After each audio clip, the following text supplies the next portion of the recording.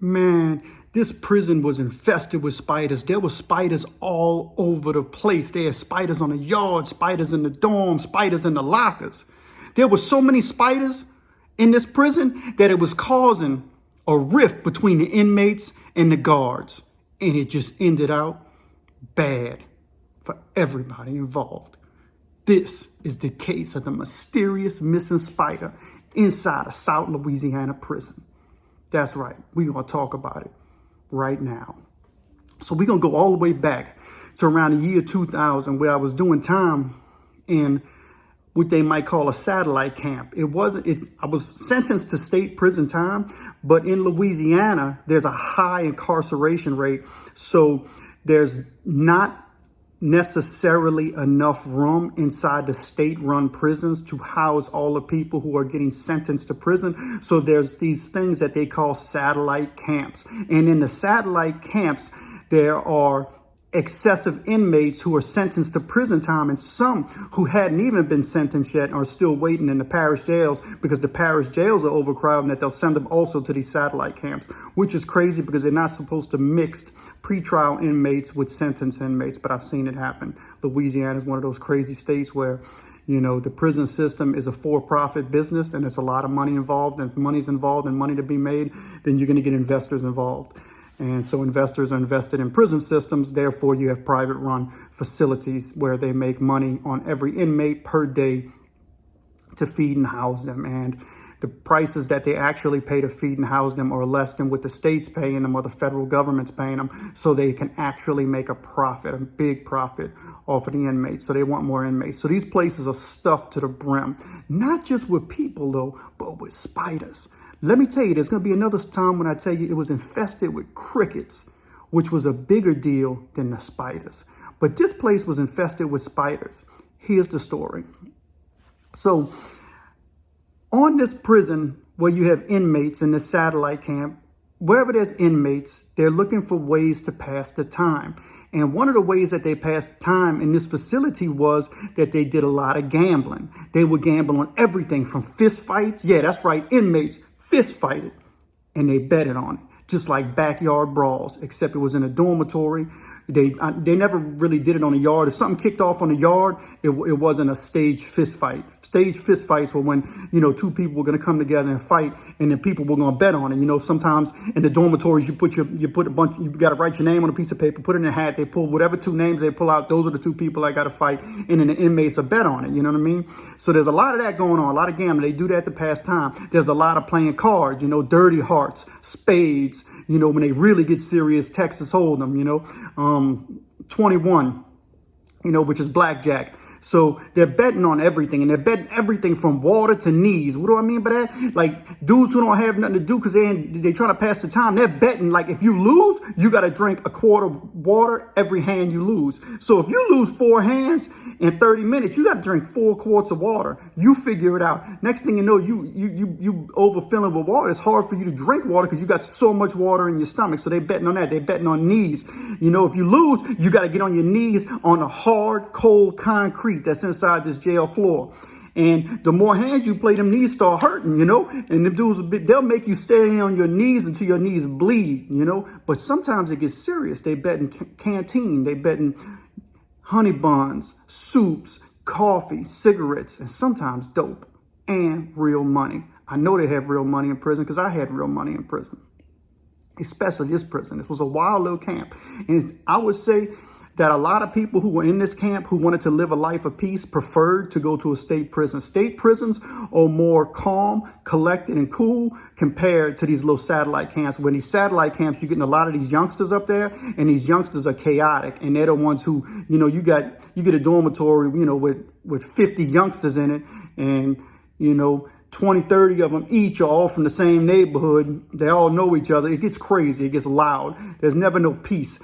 Tall ceilings, 20 foot tall, you know, open space to where the echoes just reverberate and bounce back and forth, back and forth, back and forth off the walls. There's never no peace. You always got noise, loud. It's just so loud in there. You can hear the card slamming, boom, boom. People yelling at one another. People on the phone yelling on the phone. It gets crazy in there, man. You can't sleep. You got to go to sleep at a certain time.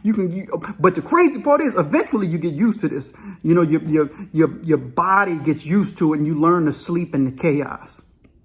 So anyway, it was during this time that somewhere along the line, I don't know who, but an inmate figured out that they can find and capture spiders. That's right. There were spiders all over the yard. There were spiders all over the dorm. There was black widows, brown recluse, and there was these little small wolf jumping spiders, about a ½ inch long with their front legs stretched like that. These were some mean little spiders, some treacherous little spiders. When you seen them on the yard, they'd jump at you. You're like, man, this little spider's aggressive, you know? If you was on a workout bench working out, a little spider you were like, whoa, hold up, man, he's jumping at me. Spiders stood their ground. Spiders had a convict attitude. They were, in their minds, these spiders were doing time, and you wasn't just gonna roll up on them without a fight. And really, a lot of dudes are scared of insects and arachnids. So they were scared of these spiders. Really, a lot of dudes think spiders is insects. They don't know the difference, you know. But there are people who do know the difference. Anyway, these spiders became a hot commodity because somebody found out that these spiders were aggressive. And if you put two of them together, they were going to fight. And that's what happened. People begin to understand that they can get entertainment in spider fighting. Now, keep in mind, a lot of these guys were fighting dogs on the street, and sometimes they were cockfighting. Yeah, this is Louisiana. They fight chickens. You know, they were fighting chickens. They strapped them razors on their feet, and they let the chickens fight. So they come from these areas where they were cockfighting, they were dog fighting, alligator fighting, fist fighting, all kind of fighting. That's just the way it is. That's what they were doing. So now in prison, they found out that they could fight spiders. So people started finding their own spiders, and they were fighting these spiders. And people were starting to gamble on it. It was becoming a big deal. There was, you know, I think there was probably about 12 dorms on the yard, you know, and each one of these dorms, you know, would come against the other dorms, and they were fighting spiders per dorms on the yard. And so it was a big deal. So you would know the ticket. You would know, this spider was going to fight that spider. And all their spiders had nicknames, you know. Spider might be called, Blackie, or spider might be called Night Ward, you know what I mean? Depending on where the person was from, they named their spider that, you know. So there was all different kind of names, you know. So people were naming these spiders, and the spiders were known against each other. Well, there was this dude that I knew, and he wasn't, he wasn't what I would say. He wasn't like your regular inmate. This dude was a solid dude who I became really cool with, but he was definitely outside the box thinker, from New Orleans, from the projects. I don't like to name drop, you know, but we do nicknames, you know, because you can't really say who's who without nicknames. But so this dude, Smokey, he had found a spider, a particular spider that he began to train on the yard. He wasn't initially part of the spider fights, but he found a spider. And he said, nah, I'm gonna get involved in it. Dude, you know, like the study said, yeah, I found a spider. I think I'm gonna tap in to see what this the spider fighting's about. You know, yeah, I like this, you know. And so he found this spider. And he began to feed the spider. He began to train the spider. He would capture other spiders, fight the spider against. He didn't just throw his spider into the main spider fights in the main spider arena until he trained it. He literally took a few weeks to train this spider. He would feed the spider. He got the spider's fighting muscles built up, and then he entered into the spider fights where people are betting honey buns. It got so crazy the guards were betting on these spider fights. This particular compound which was, like I said, was in North Louisiana, right on Ark-La-Miss, right on the corner of Arkansas, Louisiana, and Mississippi, right there on that corner. That's where the prison was located. It became known as a spider fighting prison, a spider fighting compound, spider fighting yard. Other prisoners, because, you know, prisoners get transferred nonstop. It's a constant rotation. Prisoners, inmates would leave there, and when they would go to other jails, they'd be like, yeah, bro, I was at this place, little compound up over there in West Carroll, man, where they were fighting these spiders. And they were like, yeah, we're fighting spiders. Yeah, he's like, yeah, man, it's crazy, man. Dudes be betting on these spiders, and they fighting these spiders, and they making money. And they're like, what? He's like, yeah, man, dudes paying for his family off of spider fights. And the guards were betting the other guards, and they were making money off the spider fights. So it was a big business. Well, Smokey found this spider that he trained and that he named Killer.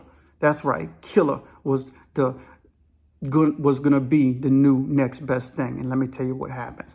He enters Killer in the first fight. Well, Killer kills another jumping spider. Round 2, another fight. He kills another jumping spider, another jumping spider. Now, dudes are like, oh, yeah, Killer's bad. So they putting Black Widows against Killer. Killer's killing the Black Widow. They putting Brown Lacrosse against Killer. Killer's killing the Brown Lacrosse. They even tried putting Daddy Longlegs against Killer, 2 or 3 of them at a time, and Killer was killing all of them. Killer was getting undefeated. He went from 2-0, 3-0, 4-0. Eventually, Killer became 21-0. He was a legend. No other spider had reached a record of 21-0. The most any spider I think ever reached was around 7 or 8-0 before eventually they got killed. But Killer made it to 21-0. Impossible. No spiders or no spider. They would put ants against Killer. He would kill ants. They put a roach in there with him. He'd kill a roach. He would kill any and everything. He was eating crickets. He was getting swole. Smokey he became attached to him. It was a relationship. It was almost symbiotic, you know, kind of like Venom in the comic books, you know, with Eddie Brock in the prison, you know. This was some other crazy stuff, and he became really attached to this spider. And now it was like legend. Guards would knew who Killer was. You know, they would come check on Killer. Literally in the dorm that he was in, other guards who had shift work in another dorm, when they had their lunch break or something, they would come in that dorm and ask Smokey, man, can I check on Killer, man? What's up with Killer? You know, Killer he took peanut butter jars, almost like hamster cages, and connected them all together. So Killer had this nice home. You know, he put new clover leaves in there, you know, brown leaves, you know, green branches, you know, tree branches, you know, he put other insects, dirt in there. It was set up. He took care of Killer. He got so good with Killer, he could hold Killer in his hand and have Killer in his hand, walking around his hand, just jumping spider. And they were cool with each other. It was understood, you know, he treated Killer with respect. You know, Killer was the champ. He was a legend. He was a celebrity inside the prisons. Like I said, people were coming to the compound from other prisons, and they were like, man, it's that place, man. Dude, I didn't know I was getting transferred here, but a dude who was here, you know, about a couple of months ago told me about Killer, man. Y'all fighting them spiders, man. I want to get in on that spider fighting, you know. So everybody was trying to find a spider, you know, because there were spiders everywhere in this part of Louisiana. Well, so as the legend goes, so goes the jealousy, so goes the hate. So eventually what happens is somebody sends Smokey a letter. And Smokey comes up to us one day and he says, hey, Killer's gone. And we're like, what? What happened to Killer? He got out? He's like, nah, he didn't get out. Somebody took him. And we all like, man, nah, man. Killer had this a spider, man. Did you leave the jar open? You know, spiders are tricky. They'll get out anything. You know, did you misplace him? Did you forget him on the yard the last fight? We're trying to figure out. He's like, no, he's trying to tell us, man, no, man. And so you can see he's kind of thinking. He's like, nah, I got a letter. And we're like, man, what's on? He said, now, let me show you what it said. He opened up the letter and it said, we got Killer. Huh? We got Killer. And if you want him back, you will deliver to the barbershop 10 packs of cigarettes, 50 honey buns, 30 Pepsis, 18 Snickers bars, $50 in cash. It was a crazy list. If you don't turn Killer back in, we gonna kill him. Signed, we got Killer. Oh, so now Killer has been kidnapped, spider-napped. Somebody took Killer. So now everybody on the yard's going like, man, what happened to Killer? You know, so there's this drama, there's this suspense on the yard because word gets out quick. Somebody took Killer. Well, the crazy thing is not just the fact that they took Killer, but who they took Killer from. They took Killer from a killer. This dude don't play. You know, he ain't the type of guy you mess with. He's the type of guy who goes to any prison and nobody bothers him. Nobody messes with him. So, but now you wondering, man, who had the audacity to take Killer from Smokey? Or you gonna pay the ransom? Nah, I ain't paying nothing. He kind of talked like this old thing. I ain't paying nothing. But when I find him, I'm gonna show them. And if they do something to Killer, I'm really gonna show them. They ain't never gonna be able to eat again. I'm a wire shut forever. And so you're like, dang, I mean, he could do this. You know, when he's the type of guy, when he punches somebody, there's a 9 times out of 10 they're gonna go to sleep.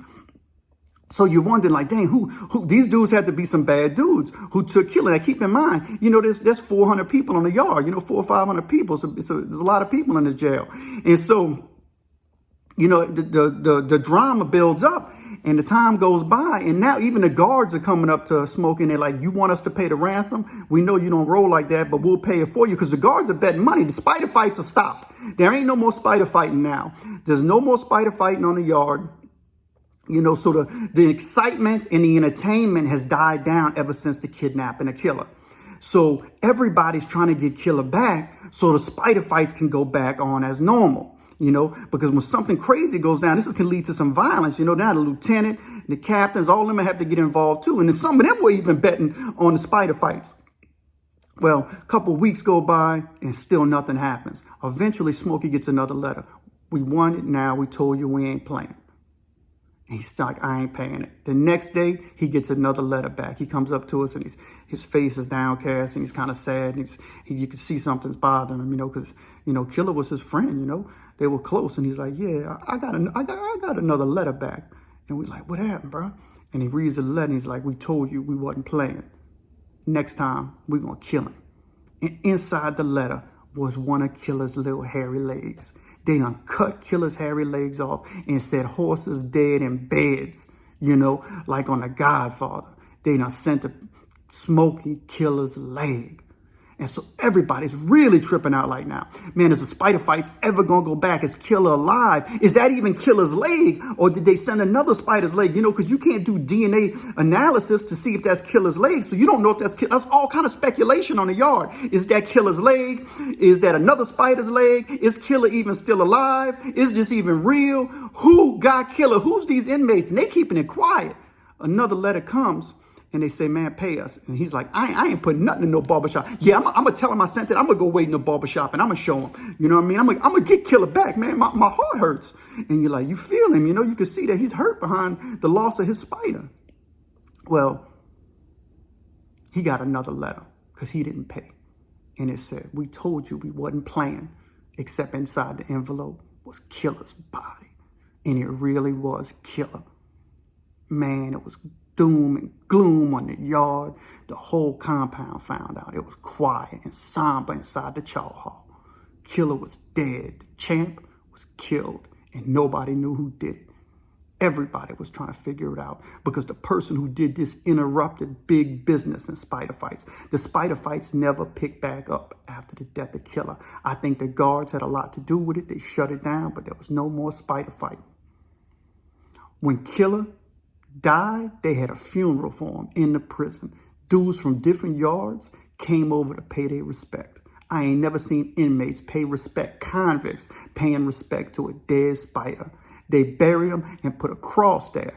Dudes brought little clover leaves and little flowers that they found, and they were paying respect to Smokey, saying, man, I'm sorry for your loss, bro. Sorry for your loss. It's a big loss, He a lies Killer. Man, even on the yard, people wouldn't walk around Killer's grave because it was respected. But Killer was dead. In prison, they will kidnap your spider and take your heart and break it. Now, what I assume happened is I don't think it was, because they signed the letters, we got Killer. I don't think it was a we. I think it was somebody who was jealous of him or somebody who probably knew him from the street and was familiar with him and was either playing games with him or was a hater who knew him. It was somebody who was familiar with him, somebody he had history with, because I don't think an average person who didn't know him would have took a chance on doing this, because he was the type of guy you don't mess with.